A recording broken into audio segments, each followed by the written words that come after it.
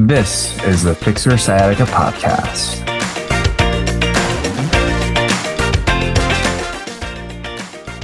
When it comes to alternative treatments, when it comes to managing pain, healing, the term Reiki is something that has popped up on my radar, even actually when I even started my career.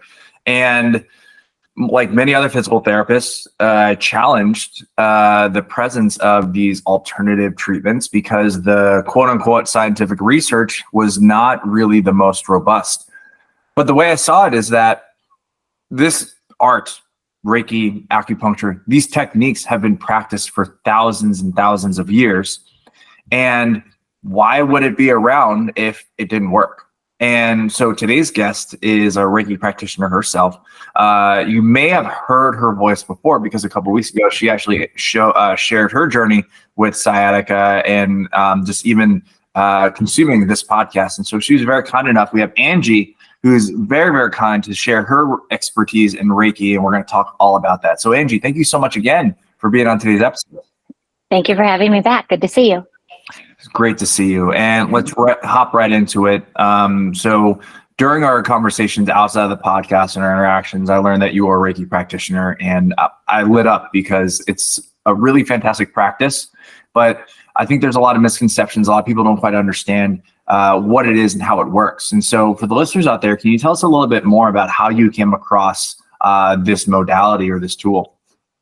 Yes, definitely. So yeah, I'll just kind of start with the basics of what Reiki is. Reiki was developed by a gentleman. I mean, I wouldn't say it was developed because I believe it existed way before his time. He was born in 1865, a gentleman from Japan, Mikao Usui. It's Usui, so hopefully I'm saying that right.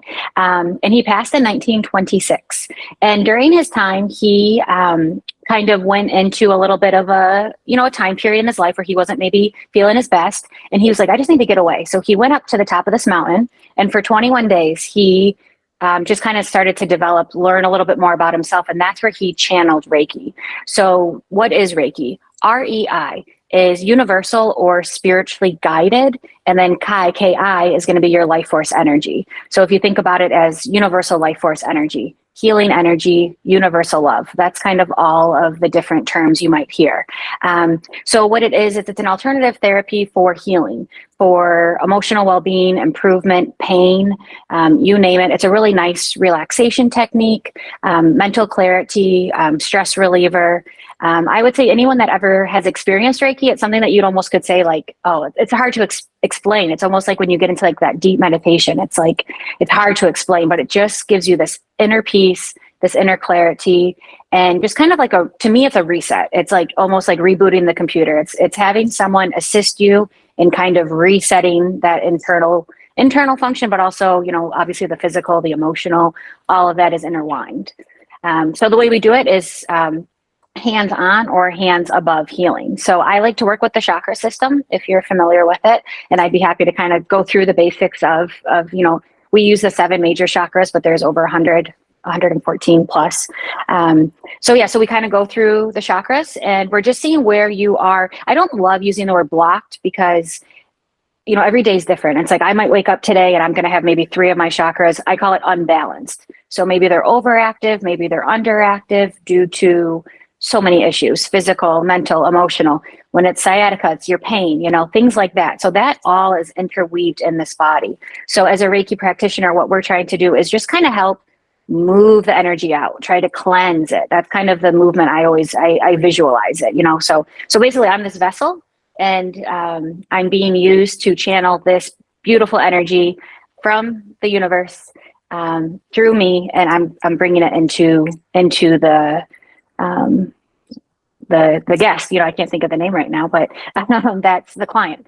So it's that's the way we're moving the energy up and out. So through breath work, it helps using some breath work, setting that intention of healing. Just kind of depends what's going on with you personally that day. And today's Thursday, so you might have one issue today, and then you might wake up Saturday and say, okay, well now it feels like it's this. So it can constantly change, as is life. I love it. I also really love how you described it as this beautiful energy. The way that we use words to describe things and also our sensations actually really changes how we perceive those instances.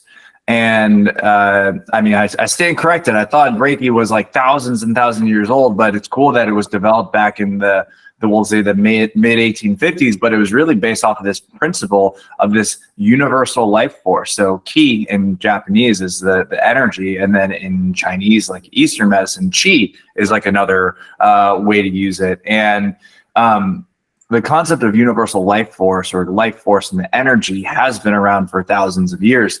And in the Eastern world, we call it energy. In the Western world, we'll call it chemical and electrical processes. So they end up just getting used interchangeably. And I think that's where a lot of practitioners, healthcare practitioners and scientists and people who are naysayers about alternative therapies like Reiki and acupuncture is like, well, it's not really this energy / life force. It's like, well, it's these chemical processes from a science standpoint. I think that there was a movie. I'm a huge Marvel movie fan, and Thor came out back, I don't know, maybe 10, 15 years ago. And he was talking about his like, where I come from, we call this magic, and where you come from, you call this science. And I said, and even though it's a very fictional movie, I thought, wow, that's a perfect way to look at it, where if you don't have a true scientific explanation, we have the magic behind it. But then as we start to break it down a little bit more, we can actually quantify it a little bit more. And I love the fact that you're using this concept of chakras and, again, balancing versus blocked, because the words that we use will actually influence how we perceive it and moving that energy. It's really cool. I feel the energy in the world, which is really cool. And I think that I got even more connected the moment I moved out to California.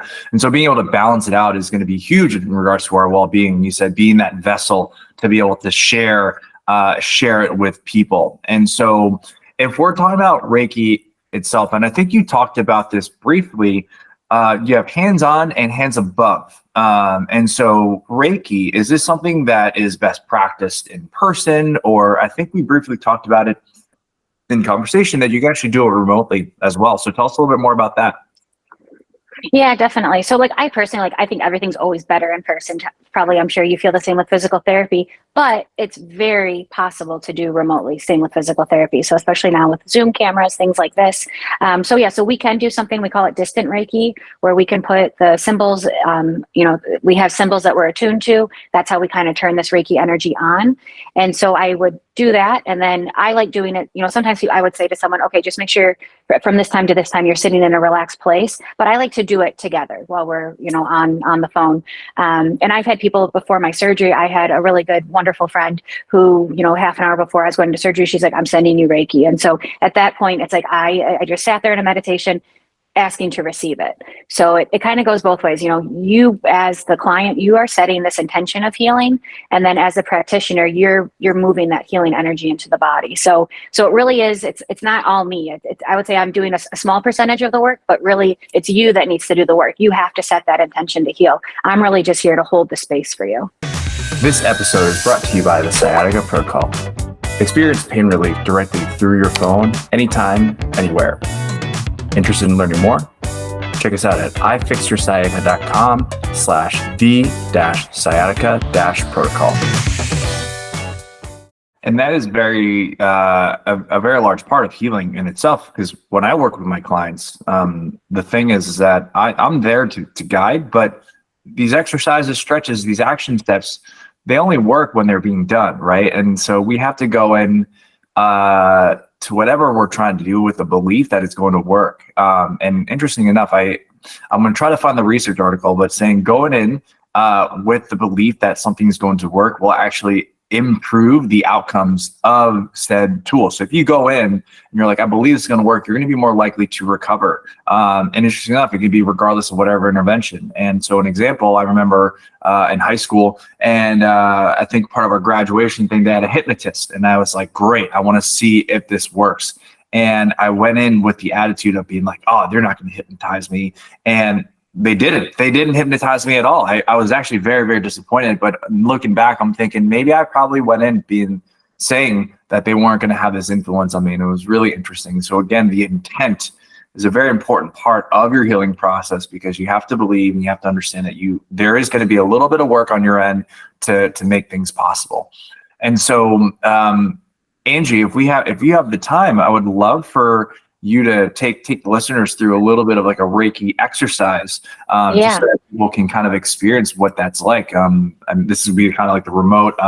If you're watching it in video, awesome. You're going to be seeing Angie. If you're listening to it as well, just definitely don't do this when you're driving. So that way, relaxed, comfortable position. So Angie, the floor is yours. Perfect. I love it. Thank you for the car experience. Yeah, definitely don't want to be driving. So I think the biggest thing is for people who haven't experienced energy is, let's just do a small little practice where you can start to feel that energy.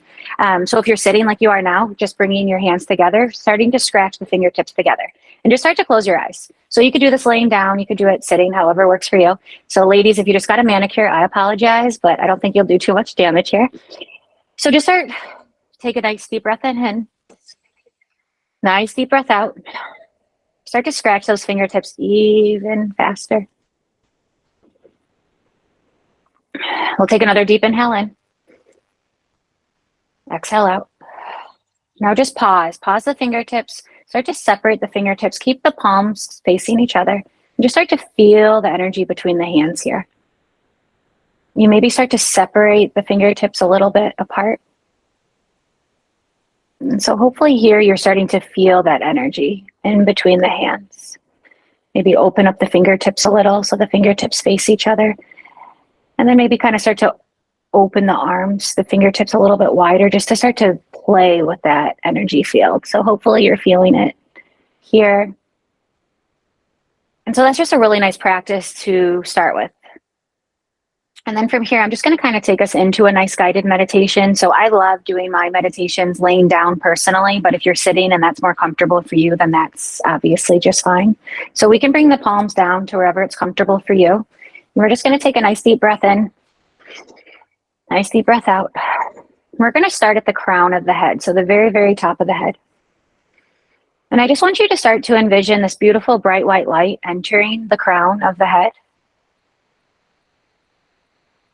And envision this white light is here to heal you, to cleanse you, to help you to release and to let go. You start to unfurl the eyebrows. You let your eyes feel nice and heavy. I like to gaze up and in at my Ajna chakra, that third eye center right in between the eyebrows above the bridge of the nose. It's helping us activate that pituitary gland. And just kind of notice your thoughts here. We have thousands and thousands of thoughts a day. They say that 80% of those thoughts are negative. 95% of our thoughts are repetitive. So just start to find this empty space where you start to tune into the sensations we're creating in the body and in the mind. And as we work our way slowly down the body, we just want to do it without judgment. So you take this seat as the observer where you're just witnessing the thoughts, the sensations, without really getting caught up in the storyline.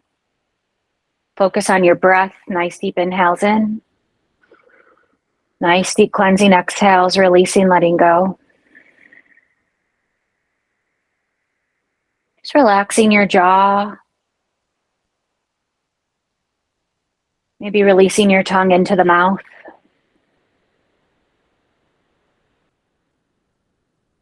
Take an intentional swallow here, just to notice your throat space. And this is our home of communication where you can speak your truth. So maybe this is where you notice something that's weighing heavy on the mind. Again, you're just noticing without judgment, accepting. Just let it pass by. Kind of like a cloud in the sky. You're just that observer witnessing. You start to feel your shoulders melt down and relax. Maybe noticing your arms by your side. The arms could feel heavy like stone, light as a feather. It might even feel hollow, almost unattached to the body. And as we work our way slowly down, we feel that spine really long and tall. Again, sending that beautiful bright white light down the spine. So it's starting to travel down the neck, down through the heart space. This is our home of love and compassion and empathy towards ourselves and others. They say that your auric field of your heart center goes out about 6 to 9 feet. So sometimes it's like those certain people you see in your life that they just kind of radiate love and energy. You can start to create that within yourself. So just kind of feeling that heart space softening, relaxing and releasing. And then just slowly moving down from the heart center down into your solar plexus, which is right kind of underneath the rib cage. This is your willpower.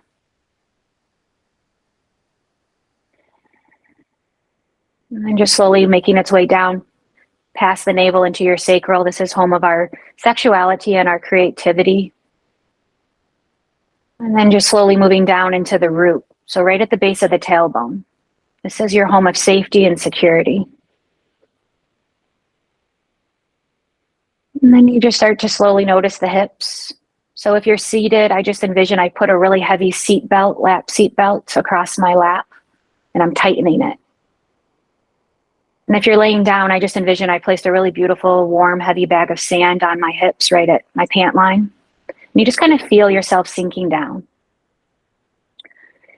So in our hips, that's where we hold our strongest emotions, those emotions that we don't ever want to think about or bring up because they bring out maybe some trauma or just maybe something you're not ready to deal with. So just kind of, again, notice without judgment what's going on internally.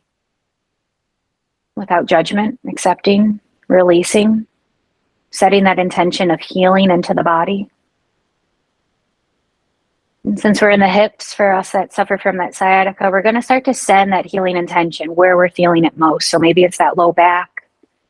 Maybe it's that glute.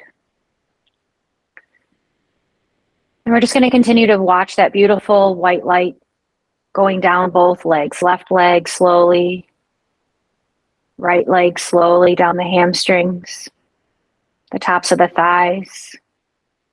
And just let that breath, that prana, that life force energy circulate around the kneecaps, front of the knee and back of the knee. Just asking for any tension to soften, to relax, to release. And this is where I really like to really work on the breath work because we're moving down. So taking that inhale in, start to send the exhale down from the kneecaps, down the shins, down into your ankles, the heels, tops and bottoms of the feet. And together, we'll take another nice deep cleansing inhale in, really filling up. And then send the deepest exhale you have all the way straight down the body and let it travel out of all 10 toes.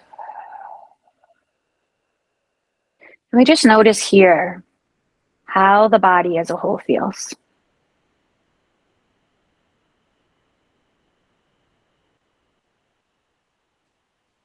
And you just notice how stillness feels for the mind and for the body.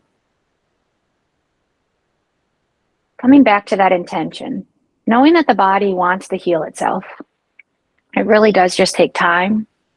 It takes a little bit of energy from yourself to set that intention.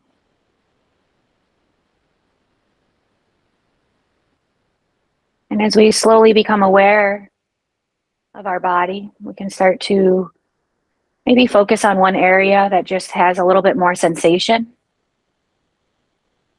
And send your breath to that specific place. And I envision I'm inside my body here.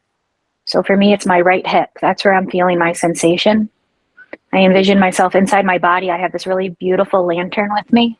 And I'm just kind of looking around. I'm getting curious, kind of asking myself, why am I feeling this tension here? Is it physical? Is it emotional? And what can I do to help release it? Maybe letting go of that repetitive negative thought pattern that keeps repeating itself in my mind. Maybe noticing the difference of pain versus sensation. And then I ask for this healing energy to just continue to stay with me, to stay in my body. Think of that white light. And we'll just slowly begin to bring awareness back into the body, maybe starting to just slowly wiggle the fingers and the toes.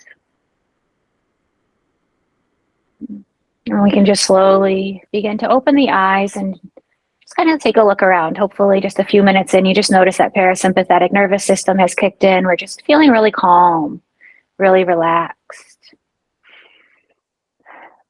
Beautiful. So thank you so much. I hope you feel relaxed. You look zen. Oh my gosh, look at this before and after. You look like $1 million.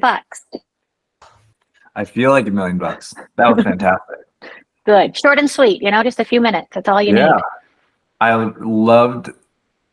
love being guided on there's definitely a lot of activities and action steps that I do that are 100% self-directed, but there are going to be moments where it is very helpful for someone such as yourself to walk us through an activity as helpful and as powerful as Reiki is. And I appreciate it every moment. And so thank you so much for sharing that. And listeners, I really hope that you had the opportunity to go through this exercise. And the great thing about having this on video or the podcast itself is that you have the opportunity to replay it. And again, this is just a little bit of a taste. And so for the listeners out there who want a little bit more than just a taste, Angie, what's the best way for them to get in touch with you?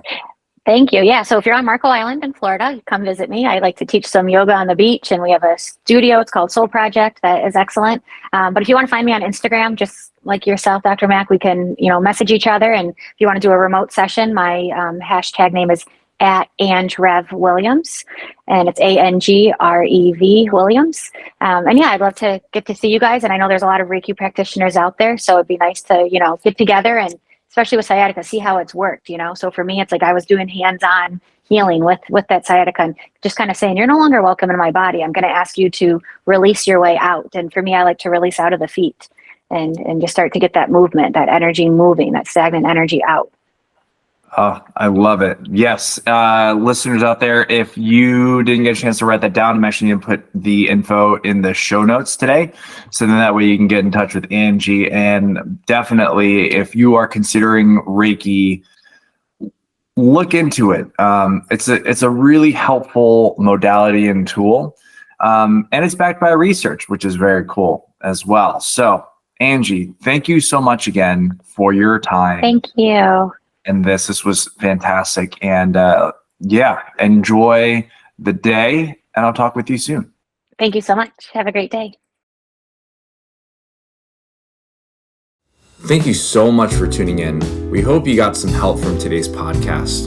And for more info, check us out at ifixyoursciatica.com. Have a fantastic and pain-free day.